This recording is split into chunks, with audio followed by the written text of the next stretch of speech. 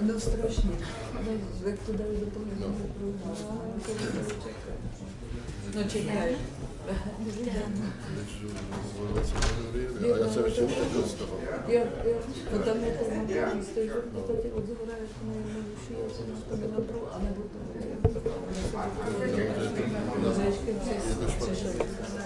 Tam to je to strašně špatné, já jsem to země zkusila a tam je taky.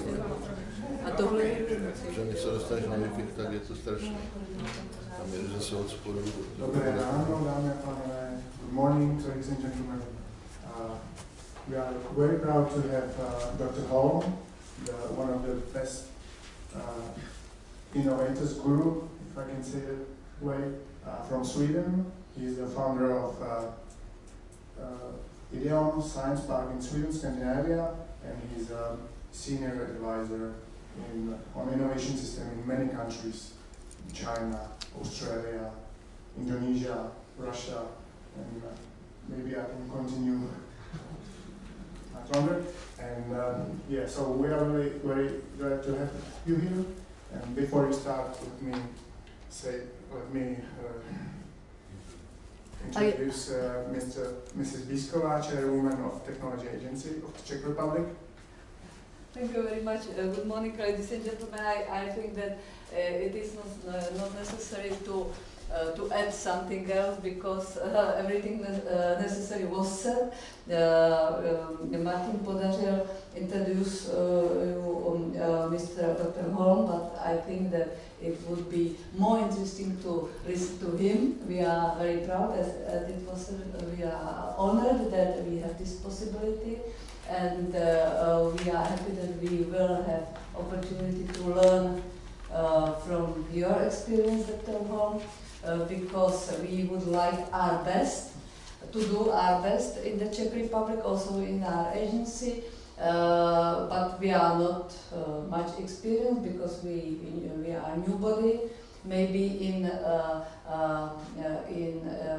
first chain or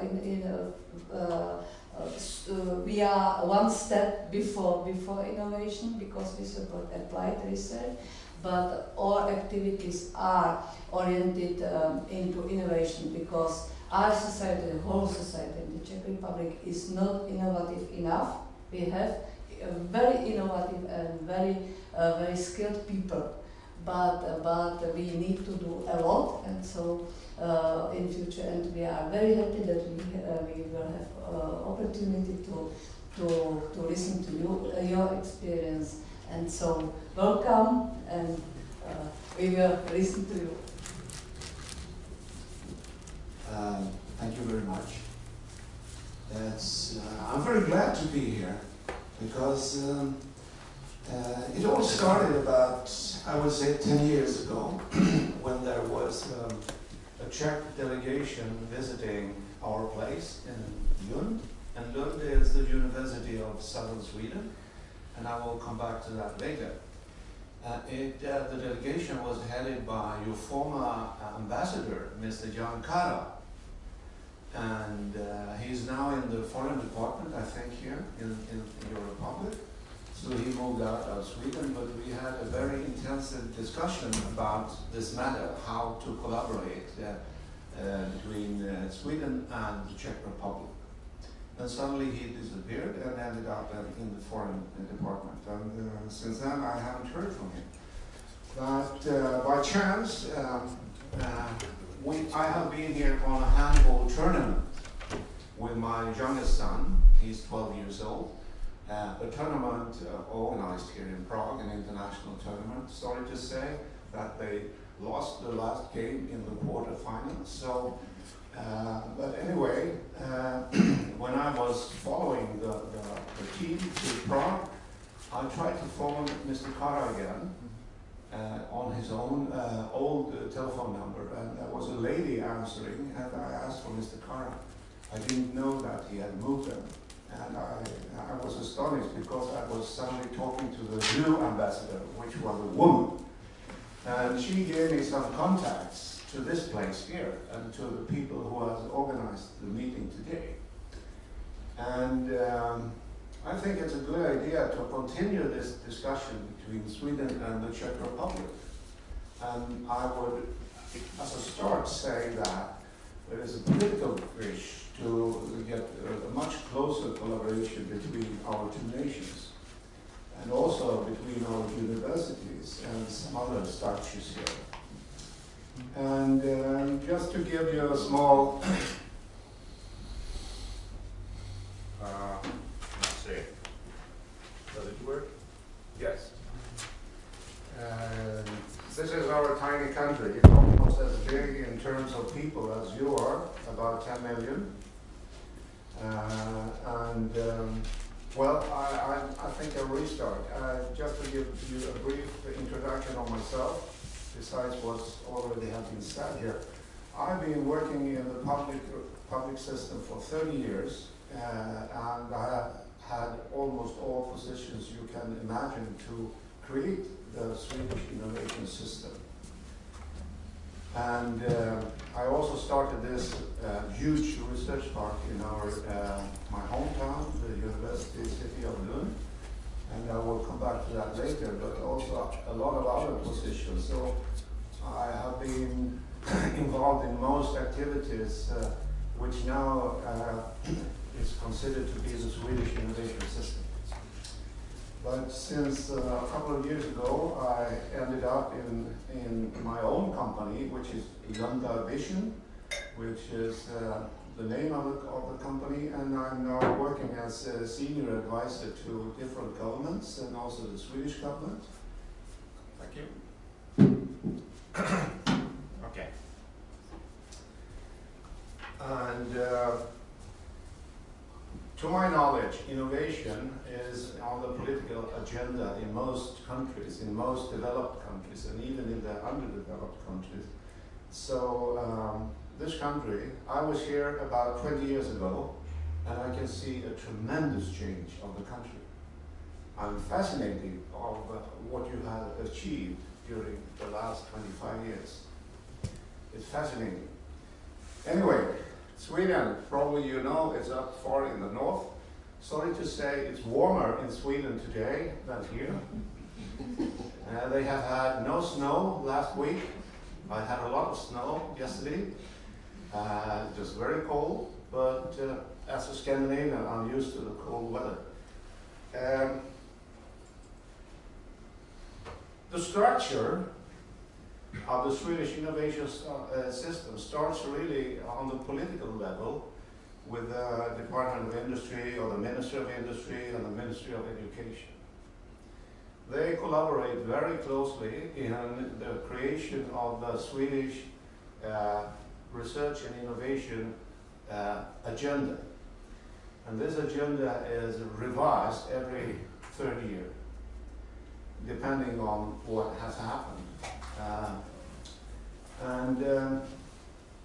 This has been going on for the last decade at least, the national vision of how our country will be transformed for the future. The Department of Industry, they also have some agencies like yours here, and in Sweden it's called Vinnova, the Agency of Innovation.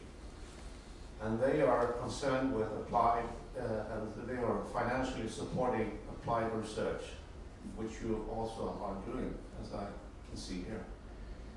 And there are some other agencies for regional development, also connected to the Ministry of Industry. And of course, we are very eager to develop different regions in our country, because the regions are really different. If you're looking up far up in the north, or down in the south, or in the capital of Stockholm, you have different opportunities to develop the regions. So they are adopted to our system. And of course, we also collaborate with all universities, all our institutes, and of course, the industry itself. For your knowledge, we have a university law in Sweden which claims that universities should work with education, research, and distribution. They have to distribute the knowledge in one way or another. It will not end up in a paperwork, because paperwork will never contribute to our economy.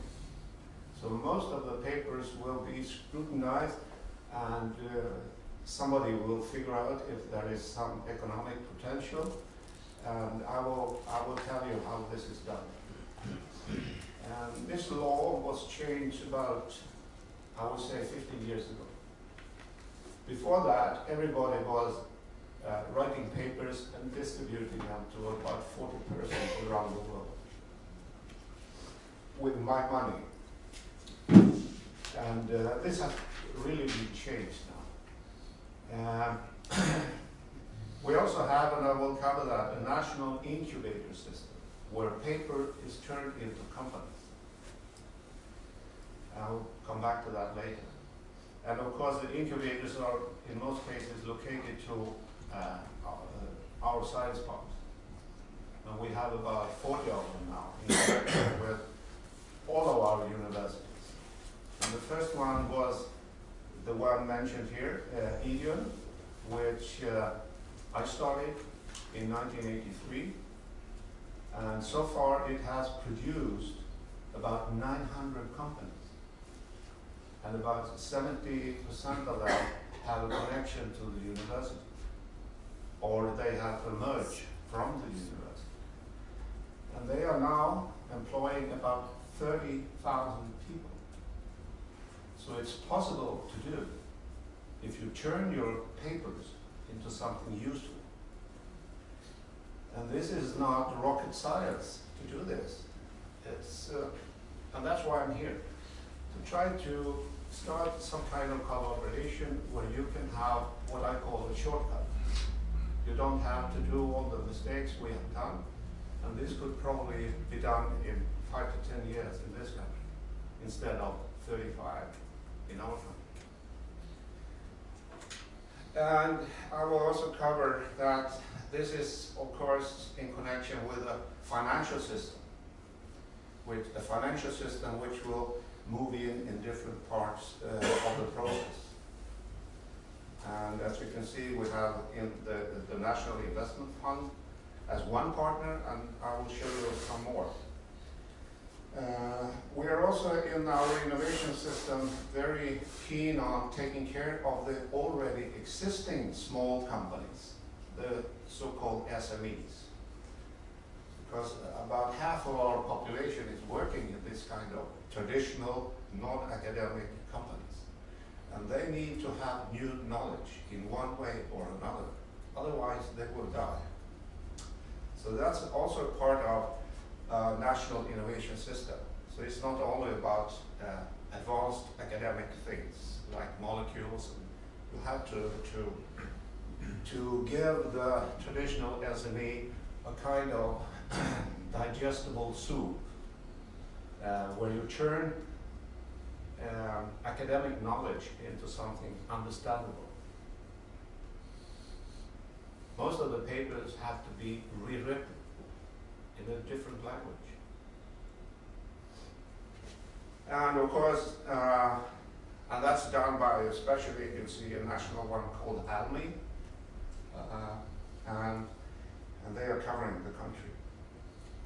Of course, we're working with the private venture capital as well. As I said, the total population was at one time 9, now it's 9.4. The GDP is quite high compared to other countries. And the expenditure for R&D is the second in the world, about 3.6. It's only Israel that is worse, with 3.8.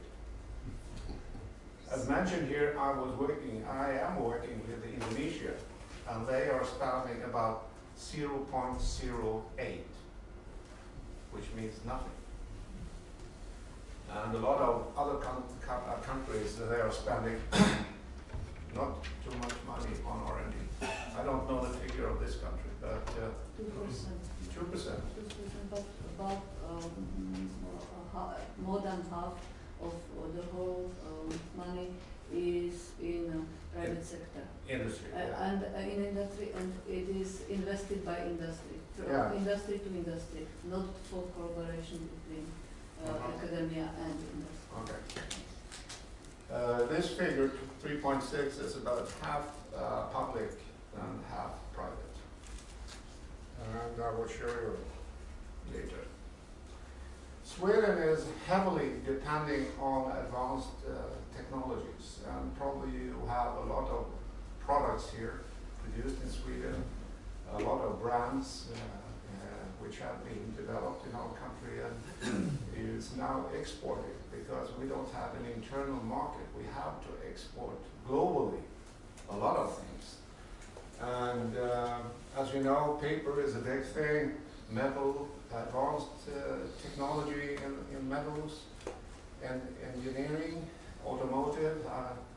Running out here this morning, I can see a lot of Volvos, that's one example. Buses, tractors, things like that. Telecom is a big thing. The first mobile telephone was developed in our science park by Ericsson. The first mobile phone in the world. And they still have a unit back home. Now it's called Sony Ericsson, but they have about 5,000 researchers in the city. And they are all no production because that is nowadays in Asia, as you can imagine. But they are developing the future mobile phones, you know, the future system for telecom. And of course, you know, we have a defense industry, which is debated now because one of the big buyers is Saudi Arabia, and there's a big political question back home now. And pharmacy is a big thing, also based on close collaboration with the universities. The food industry, and especially the functional food, which is the healthy stuff instead of the non-healthy stuff, is a big thing, and a big export activity is going on around the world. Also, as you can see, most of this is a connection, very close connection to universities in Sweden. Environment, the green technologies is a big export thing for Sweden nowadays. And we are exporting a lot of different technologies and things around the world. Packaging, probably you have bought some package from Tetra Pak. It's a big, big thing, and the headquarters is also in the city. And the total, it's one thing to make a cartoon like a square, but it's quite another thing to have some food in it. So this is only possible with the deep collaboration with the science. And they are hiring a lot of people from the university. So, how can innovations be turned into business and economic growth? I think this is on the political agenda in this country. And I would like to start not with innovations, but with inventions. Inventions, that's the scientific finding. But it's not normally an innovation. It could be a scientific paper, a finding, a scientific finding. But to turn inventions, good morning, to turn inventions to innovations needs a process to make paper into money and to employment. In many cases, and I would say, especially in the political society, they cannot see the difference between inventions and innovations. They think that university will come up with innovations. That's not true. innovations could be made by support by a structure like yours. When you find an invention, you can figure out how to turn it into an innovation. And I would say this is one of the main objectives of this agency in the future. Because when you come to innovations, you can suddenly see a company, you can see a service activity, you can see like a new thing for hospitals, you can see employment, you can see export, you can see a lot of things, and you can see economic growth. So I will give you the shortcut. I usually claim that a full-scale innovation system is really a vital part of a modern infrastructure. I have seen a lot of trams, I have seen a lot of bridges, I have seen a lot of trains, I have seen a lot of traditional infrastructure things in this, only in this city here. But I would claim that a vital innovation system is as important as all the bridges you have over the river. It must be adopted by the political system, because now it's a matter of turning national investments into something useful. So that's the first message. And of course it must be a political commitment. That's why I started out talking about the Swedish national strategy on innovation. So it's not a discussion among the different parties. They agree to it all the time. It doesn't differ if we change the government. Everybody understands it. And it must involve the central government, the regional government, and the local government. And I used to say that it's like playing, since I've been here on handball, it's like playing a handball match. Everybody must play on the same field at the same time and in the same direction. If somebody starts to play in the wrong direction, we will become a loser. So to get everybody to play the same game, to have the same objectives is very important. And it's quite easy because on the local level, they would like to see growth, employment. On the provincial level, they will also see growth, development. And of course, if you are a national politician, you will see that the entire country will grow. In order to do a lot of things with the money flowing in here, to raise the level of living.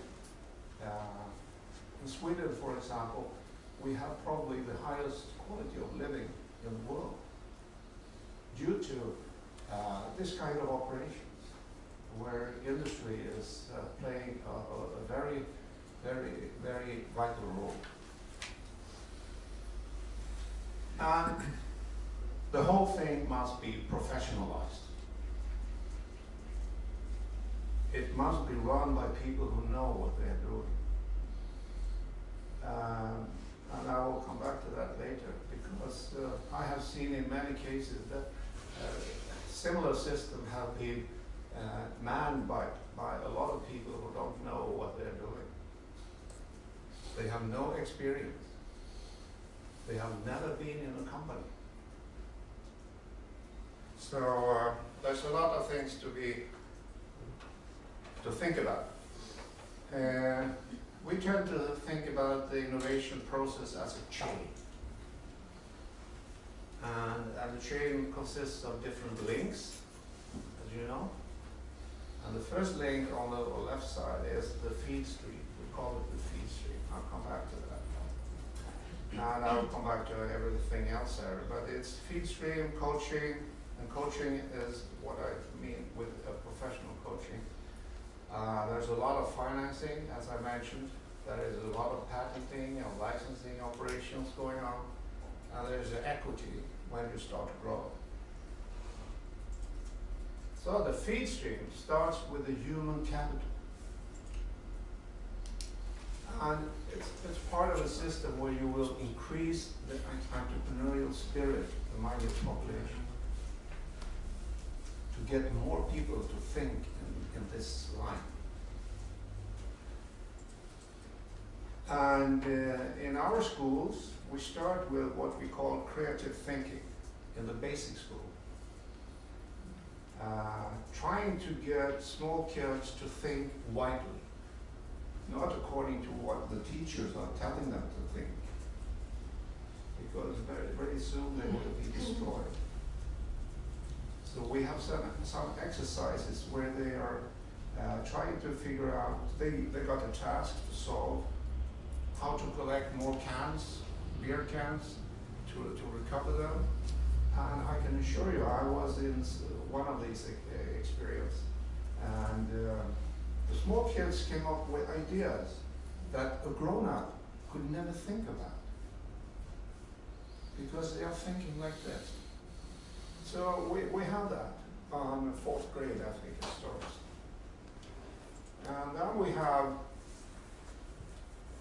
also on the college level, we have a national competition, but this is not one.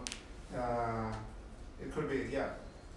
On the college level, we have a national competition among college people, how to start, organize, and run, let's say, a folding company. Just so they know what ingredients they must have in order to start any kind of business. Could be a pizzeria, could be whatever. And there is a competition all over the country, and they will pick some winners. And in fact, some of the college people, they will start the company, but most of them, they are also taught how to close down, because this is only an exercise, and in a proper way, not to go bankruptcy, but that they have to close it down in a proper way. And that on university level, we have also another national competition, and I've got a slide here which I will show you later. It's a national competition called Venture Cup, and I've been the chairman for this operation for the last 14 years. And it's open for students and open for faculty members. And so far we have educated about 40,000 people how to create a professional business plan. And I will show you some slides later. And out of that, we have recognized about 5,000 or 6,000 existing companies with a turnover of several billion. So this kind of operations could be easily exported tomorrow to this country. Easily. I will show you later. And there can also be a very fascinating activity after that. It could be collaboration or competition between the winners of Sweden and the winners of the Czech Republic. A nice activity. Yes. Yes. And the feed stream will continue because traditionally university they are not organized to this. So during the last 10-15 years, the university have employed external people from industry to become a group called TTO. Oh, sorry, I'm on the wrong slide. I well, at the university level, we are also now, we have a master's program on practical entrepreneurship. Before that, we had a kind of a theoretical education, where people were taught by books how to run an entrepreneurial business or whatever. And the teachers had never started a company. So that was changed, and most of the teachers now are recruited from industry. And of course, some parts of the education could also be done by the traditional university people, like bookkeeping, marketing activities, things like that. But when it comes to practical problems, how to be solved in a startup company, you need to have people who have done it. So we have now a master's program, which is also for export. For example, to Indonesia. And now I come to the TTO offices. That's the internal structure of the university, running around in different departments, trying to figure out who is doing what and why. And what kind of commercial potential could be found in what they are doing. In most cases, they can't see it by themselves. And a lot of these people are PhD people with different skills in life science, in ICT, or whatever needed. And the Lund University has a group of about 20 people covering the 8 faculties, trying to figure out what are they doing and what can be used for the innovation process. And this is easy to organize, because suddenly you get more out of your papers, the scientific papers. Then we come to the physical structures. And I have been engaged for many years in the creation of the national incubator system. In the incubators, people from the venture camp activity, from the university activity, they are more than welcome to come to this physical place where they can sit down for free for 1 year, and they will be supported by business developers, financed by the national system, which means that money will come from the Ministry of Industry to cover the cost, the operational cost of the incubator. And in the incubator, papers will be turned into companies for the first time. And they can stay there. We have several different incubators. Well, there is one for life science, which is complicated things when you go into medical technologies and things like that. So they have their own mentors and developers. We have a traditional one for ICT and traditional technology with different mentors. And we have one incubator for the service industry, advanced service companies, which is a growing sector around the world. And they need very special people. And most of the incubators are located in our 40 science park throughout the country. And the science park are, in most cases, located in what we call a coffee break distance from universities. Which means, probably I can show you some pictures, which means that you can run a company on part-time, and you can be a teacher on part-time, or a researcher on part-time. But if you have to take a bus for 2 hours between the two places, nothing will happen. So location, location, location is very important. Because suddenly you can have the same restaurants, you can have the same meeting point, the same social activities, a lot of things where things will happen. Suddenly. It's not planned. Suddenly you stand in the line in the restaurant and somebody knocked you on the shoulder and said, how about doing some collaboration? And the one will have a company and the other one will come from university. So location, location, location. I have seen terrible examples. 3 weeks ago I was in China, and they are totally wrong. They have a university 100 miles from what they call the science park. And they think it will work, but it will never work. Because the transportation problem in China is terrible. So, if you're planning to do something, location. And the coaching, I mentioned that. It must be a critical mass of professional business people. Coming from reality, from own experience.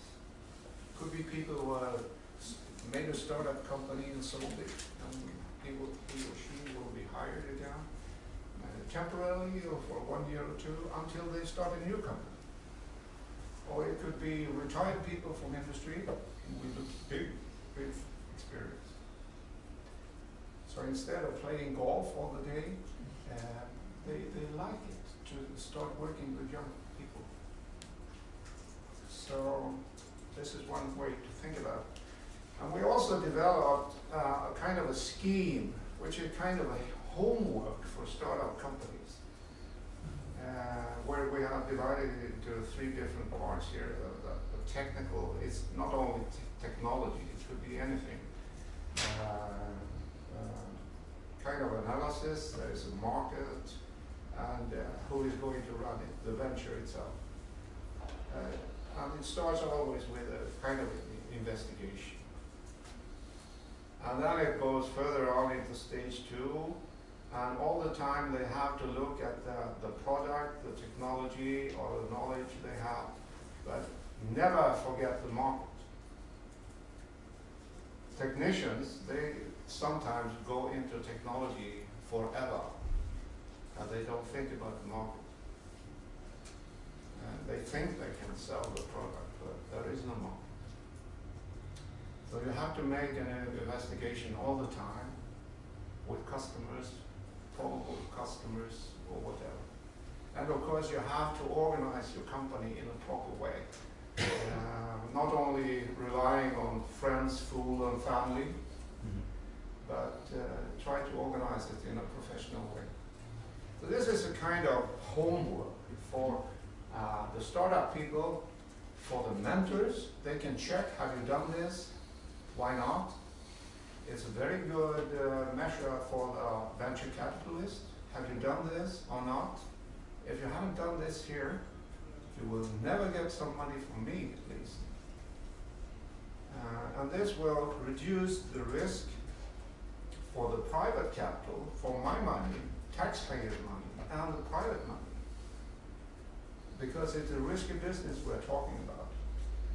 But to have this kind of a homework scheme, where you can check out what has been done and what has not been done. It's very good. Of course, you can't use everything on this here, and it must be changed from time to time depending on what kind of company you're working with. But as a base, you can have it. And this is only, as you can see, a part of it. It's a booklet, in fact. It's a booklet, which is used in the process.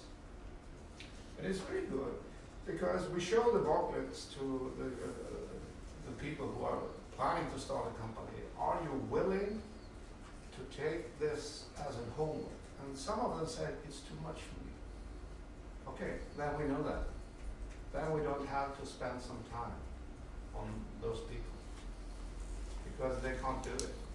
It's too much work. And to start a company is quite a lot of work.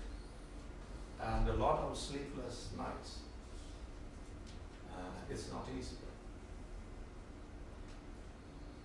And the patenting, of course, sometimes you run into very, very sophisticated inventions, probably in the pharma area. And it's almost impossible to start a new pharma company. So you have to protect the inventions, and you have to figure out how to sell it as a license to a major company. because now we're talking billions of money to get a company started in this area. So it's better to try to sell it to an existing company around the world. And suddenly you also need professionals to do that. Otherwise, people will fool you. They will try to buy it as cheap as possible. So professional lawyers in the patent area, in the licensing area, is also important.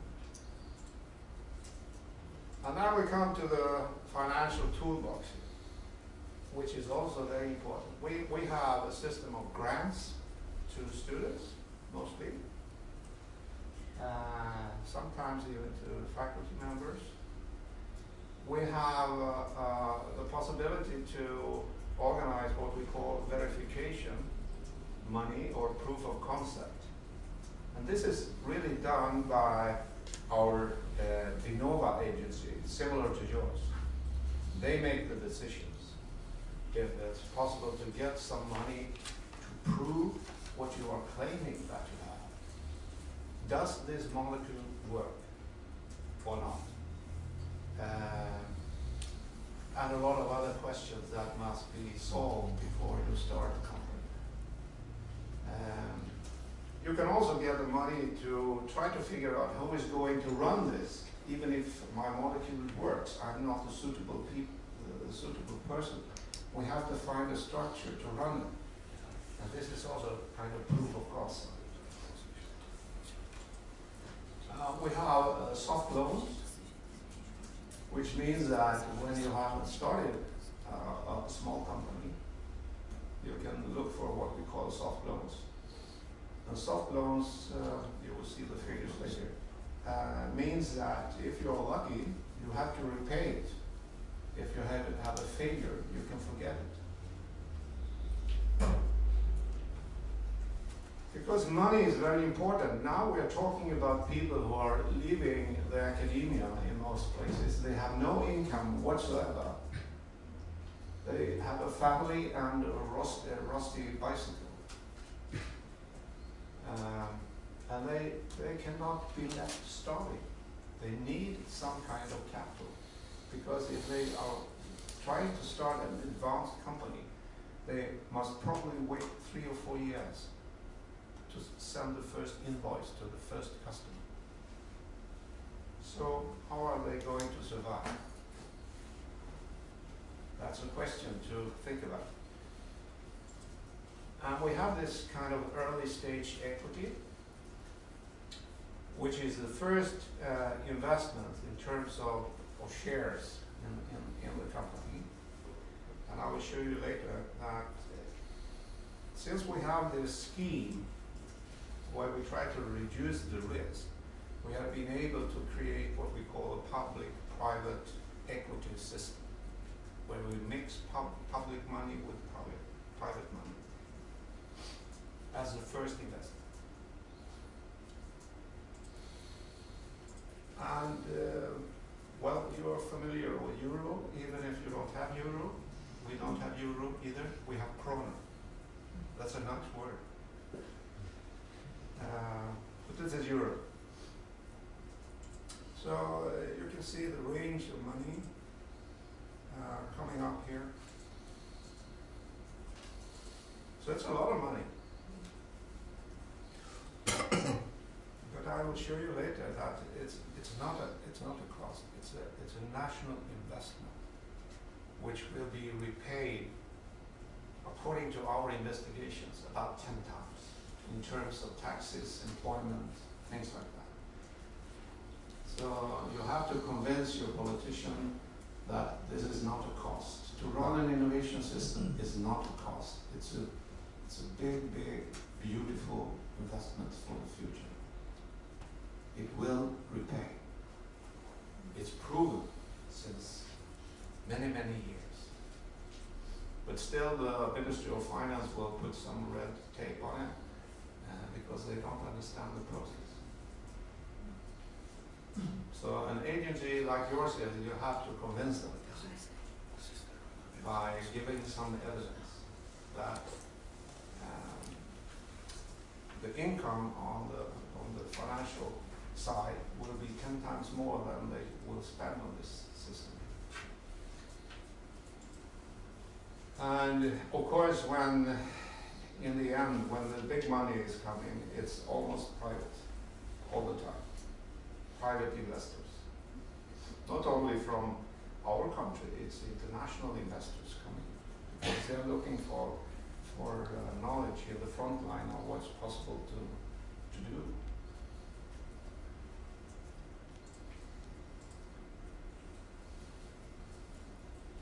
So this is also a task for an agency like this here, to get closer to the private sector, try to figure out how to invite them to take part in this system. And because when you're talking about innovation system, probably you heard the word triple helix. The triple helix is the playground for the private sector, for the public sector, for the universities. What I am talking about here is about the triple helix. You cannot exclude the private sector because they are in the future the one who is going to get some benefit out of it. Of course, together with the society, but still. But they will never, as you will see later, invest in early stage. This is what I meant with that sentence. You see the curve here, that's the expected growth of a new started company, started from 0 down here. And on the left side, you can see all the systems I've been talking about. In most countries, this is 100% private money. No, public money. It's public money on the left side here, coming from the national budget in one way or another. Two agencies like yours here, which will distribute it after screening, of course. Like the incubator program, like the pre-seed, like the whatever. You will have a portfolio of new things going on here. On the right side, you can see when people start to earn money somewhere here, the traditional venture private capital will start to invest. To my knowledge, and I have been around the world a few times and visited hundreds of structures like this, I can assure you that most of the left side is public. If you try to start the left side with private, it does not work because they won't do it. It's too risky up here. So that's a lesson to be learned.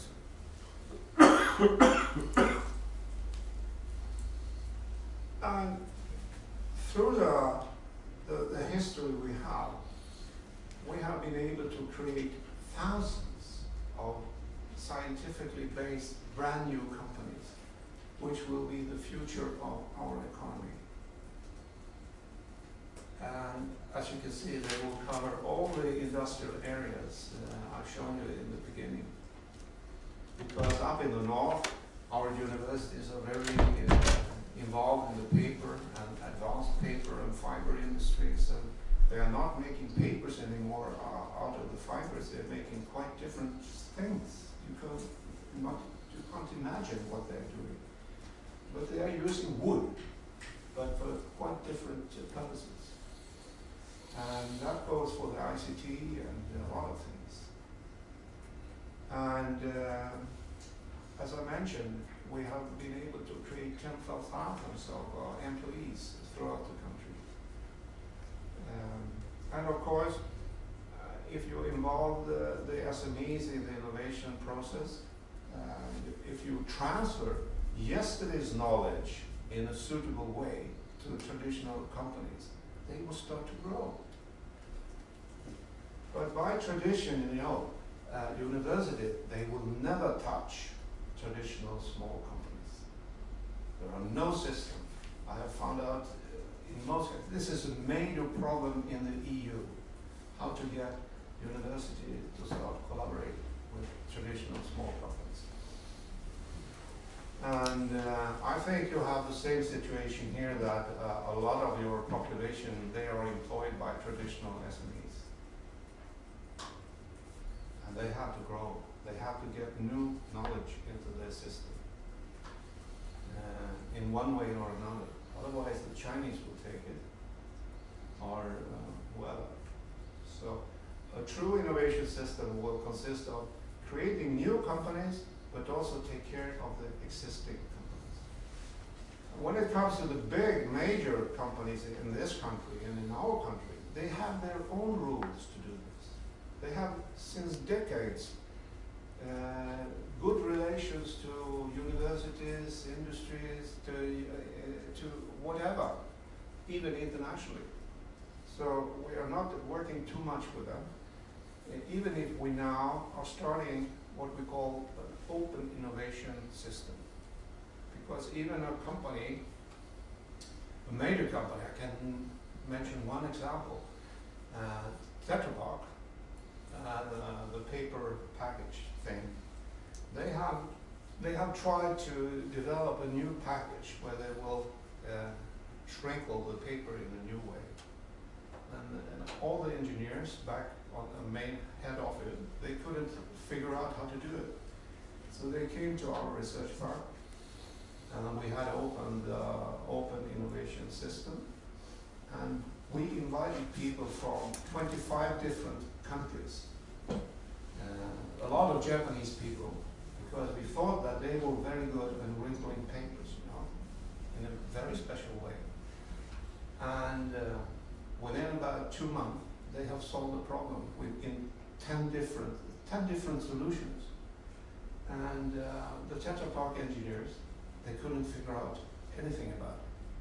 So by using people, even using the internet, there are a lot of big companies now, they have reduced the development department to 0. And they're using 50,000 people on the internet. They're asking a question, does anybody have a solution on this? And suddenly you have 10,000 next morning. It's very cheap. So it's a global world. And in our system, even if it's only 30 years ago, we have created a lot of already multinational companies, starting from scratch, sometimes started by students. As one example, 4 guys coming to me about 20 years ago or 15 years ago, they had an idea about this kind of a software which could be used for cameras. And they started to develop this, and now it's a software which will produce all the pictures in all the mobile phones in the world. Think about that. It's billions of phones, and those guys are still 26. So it happens.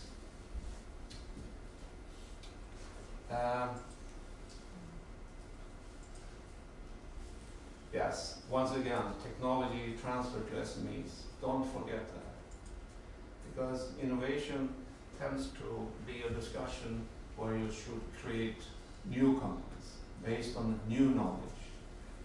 But these guys need yesterday's knowledge, which is standing on a shelf in some labs or some institutes, but it's not transformed. It's not distributed. So, I've been involved, as you can understand, in a lot of activities, and this is a major question for a lot of nations now, how to turn the national investment in education and research to something useful for the national economy, for the employment, and things like that, and for the future, of course. And I will show you some more slides, because this message has been transferred to some other nations. And as I said,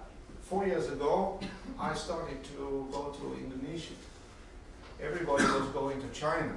And I've been to China several times and I thought it was too complicated. It's a complicated country with complicated people. So I started out with Indonesia. And they started from zero because they are surviving on a commodity economy. It's oil, gas, palm oil, metals, things like that. 100% of what they consume is import. They don't have a sophisticated product. Not one, like the Russians. And the president invited me to give a speech in front of all ministers, and I gave a speech, how to transform it, and it was 4 years ago. And since that, we have had a lot of seminars and meetings, and together with my university, Lund University, the biggest in Scandinavia, we really delivered a proposal to the Indonesian government about the creation of a new national innovation system. And they bought it. So now we have, last November, we had what we call a crash course for people from ministries, from agencies, from universities, they were about 50 people coming for a 2-day course where we gave the basic. And now they have decided that this will be expanded to about 100 people and a 4-week course and in Sweden. And after that, we're going for implementation, which is a 5-year plan. And it's financed by the World Bank. It's a kind of $100 million thing to turn this fourth largest country in the world into a much more R&D based country. And it will take a lot of time because they have 17,000 islands and about 247 million people and about 50 provinces which have different needs. But they have decided to go for it. So this is a big thing. And a lot of university activities in the Western, they are oriented toward Asia. But before going here, I talked to the Vice Chancellor and to other people in our university, and they would like to see a much closer collaboration with countries like yours.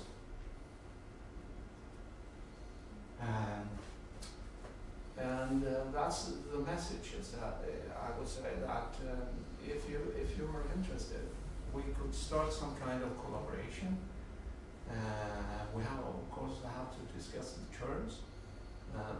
It's not for free, because there's a lot of cost involved in having this kind of activities and seminars, and people are running back and forth. But a lot of things could be exported like that. And it could be organized by this agency. And that would be very nice, in fact. Escape, yes. I will show you something more here. I go to the university itself. I don't read your. No, I think this is not the PPT. I have to do this one. Yeah. I have to go down. Okay.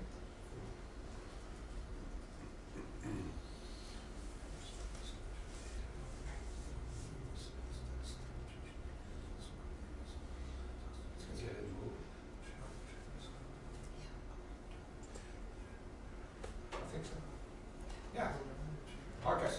I'll give you a brief introduction to this university. It was founded in 1666. It was about the same time as the Swedish army was standing on the bridge here. It's fascinating to think that they were walking from our country down here. Crazy people. We still got your Bible. And that's also a discussion all the time. But it was founded in 1666. And the university at that time, this part of Sweden, the southern part of Sweden, was conquered in the new war with Denmark. So the university was established by the Swedish government, or the king, in 1666, and it was kind of a provincial development thing, because the university was established in order to turn all Danish people Swedish. So that was in fact the main objective. Well, as you can see, it's a huge thing. It's big, and it's one of the most renowned universities in the world. It belongs at least to the best 60 universities in the world. And you can see it's a comprehensive thing, and the innovation system will cover all faculties, even the fine arts and performing arts, because here you can find a lot of new companies. I would say that every artist, painter, will become an entrepreneur in one way or another, because he had to earn it, or she had to earn the money, invest the money in some way, and try to figure out how not to be fooled by other people. So you can create companies all over, and give them some lectures. And this is the vision. I can leave this here, and you can read it later. But we are talking a lot about cross-boundary collaboration, not only between faculties, but also between countries. And internationalization, of course. And yes, this is some figures. I will leave this here so you can see what's going on here. And so this is a potential partner for this country, and your agency. And this is the internal innovation structure of the university. A lot of other things will come in other structures, which I represent more or less, which some of them pass the internal structure as well. You can see they have some companies coming up here, a lot of money in fact. And this is some inventions who has originated from this university. And you know, the tetrapar, the artificial kidney, the ultrasound. All of us have been treated by ultrasound equipment. This is asthma medicine, a worldwide thing. Nicorette, who is a smoker here, can buy some. And the funny story is it was a project started with the Swedish Marine, because in the submarine they couldn't smoke. So that was a project financed by the Swedish defense, more or less. Now we got this. And Proviva is a probiotic oatmeal drink, which is worldwide now, more or less. Yeah, it's a lot. Bluetooth has come up from this university. There's a lot of things.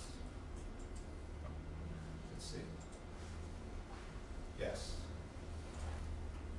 And now we're getting the Max 4 lab, which is the next generation of a synchrotron. It's a huge investment for the Swedish government. It's in the range of 4 billion Swedish crowns, which is 3 times more in your crowns. So it's a huge thing, and it's finished now, and it starts operation in 2016. And then we have the ESS, the European Spallation Source, which is the biggest R&D investment in Europe ever. It's a collaboration between 17 different EU countries. It's not an EU project, so the Swedish government had to negotiate with 1,600 other nations. I think you are included. I think. Yes. in all activities. Yeah. It will host yearly about 5,000 researchers. It's 100 times better than anything in the world. And in the future we can see new energy system, new material, new biologies, and a lot of new things that you only can imagine. And of course this needs an innovation system, because these guys and girls, they will come up with tremendous inventions, which must be turned into something useful.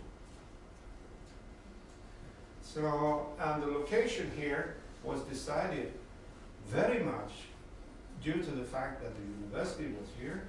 The major airport of Denmark in Copenhagen was in 20 minutes distance, and the research park and the innovation was in place. Otherwise, this tiny country shouldn't have this, because it could be in Germany or in Britain or whatever. But since we had the system, everybody decided this is the place. And in connection with this here, there will be an entire new city on this field here, with about 50,000 people.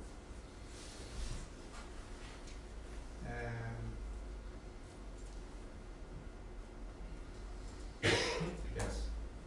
And this is a research park today, or part of it. This is the part called Medical Village. All of this here is only for life science. It's a huge area. It's about 120,000 square meters of labs and prototype things. And this is one part. On the other part, I think there is a picture here.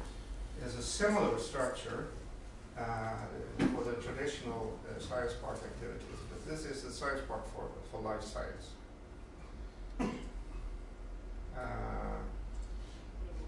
Yes, I think I skipped this. It's too much. Yes. I think I skipped it. But I will show you something else.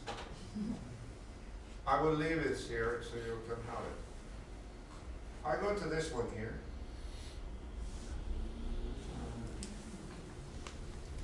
Here? No? And then, okay. This is a venture cup thing which will involve students in connection with all universities throughout the country, and also faculty members. What is it? Quite simple. It's a non-profit organization which will help people to realize their business idea. And it's supported by all Swedish universities. About half of the budget for running this operation throughout the country will come from the public sector, which includes the university, and half of it will come from the private sector.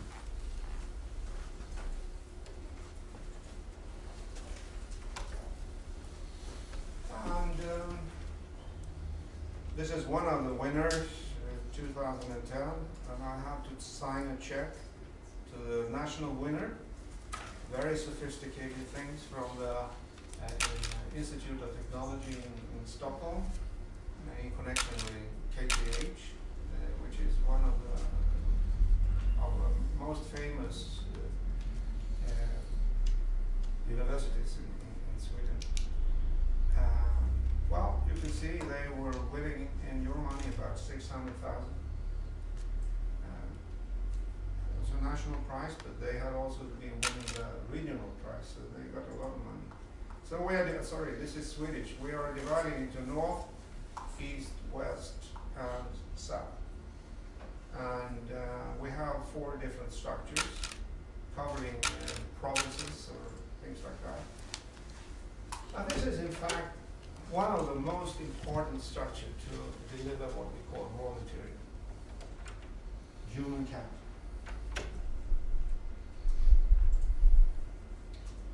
What are we on? Of course, a lot of educational activities. What is a business plan, what I have to do. A lot of things. We have a lot of inspiration activities, social activities where former people in Venture Club will come and tell how things have been doing and blah, blah, blah. We have created a lot of alumni activities here. And then we have a feedback structure, which means that we have about 400 people from Swedish industry who is for a non-profit, completely free. They are assigned to 1 or 2 or 3 groups of people who are taking part in this competition. And they are supporting them by giving feedback, page by page.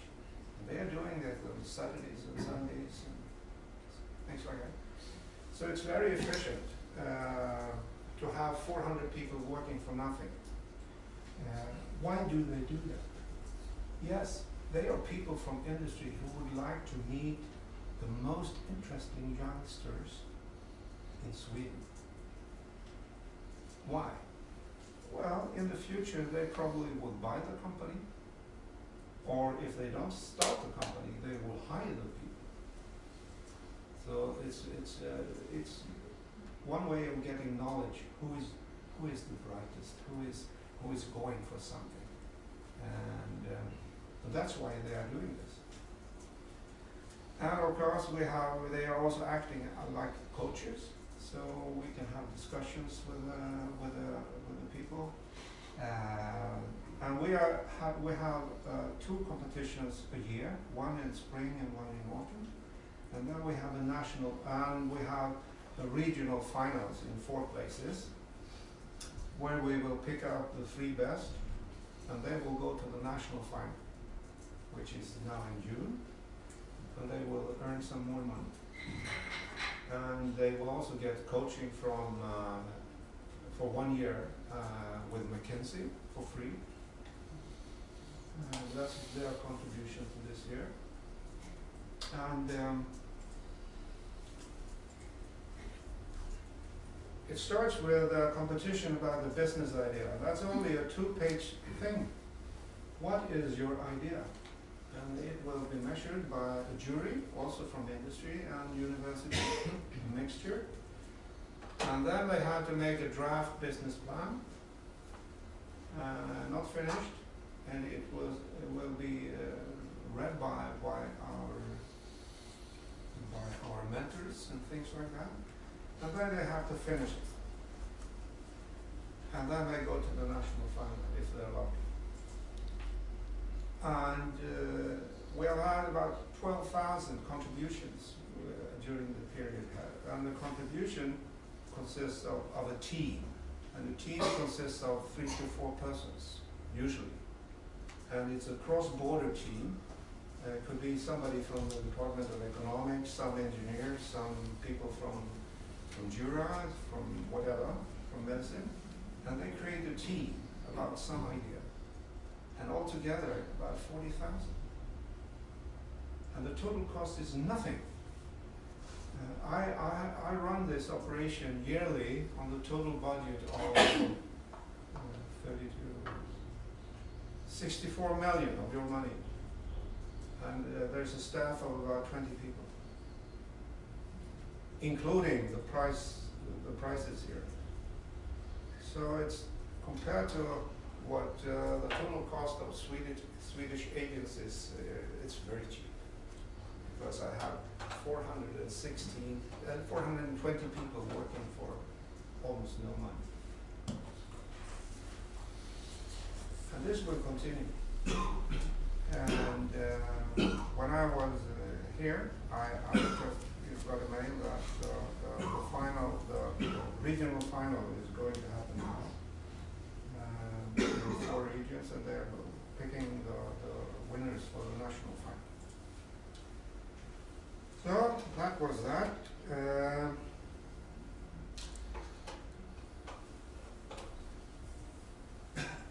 Let's see if I got something more here. I have to support me. Is that the data, the computer? I mean, it's already here. Okay. I'm trying to see what I'm going to show you.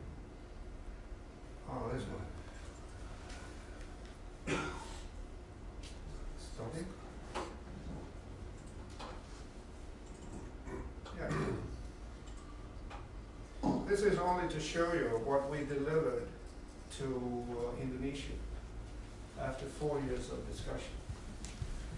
So it's a total national innovation program which will be run for a couple of years, and it will cover all areas. It will cover, as I probably mentioned, capacity building, which means training courses for ministry people, for agency people, for people who are responsible for the innovation system. It will contain training courses for university staff. It will contain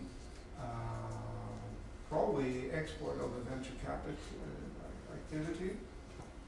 Training courses how to establish professional incubators, professional science parks, and a professional financial system. All ingredients in a true innovation system.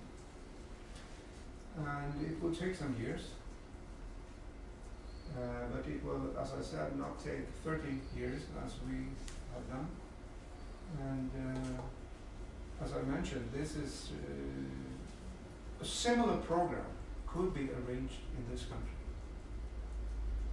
If the ministries would like to have it, if you would like to have it, and I think it's an opportunity to give all the personnel here quite new task in a way, a new opportunity to take part in a huge movement which is now moving around the world. And hopefully, I think that your government would like to see it. And politically, I know that's the case. So, I think in some way we should continue the discussion, but it's up to you. Thank you.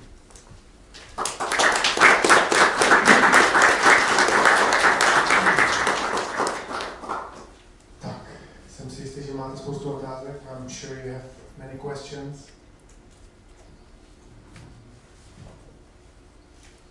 Maybe some comment.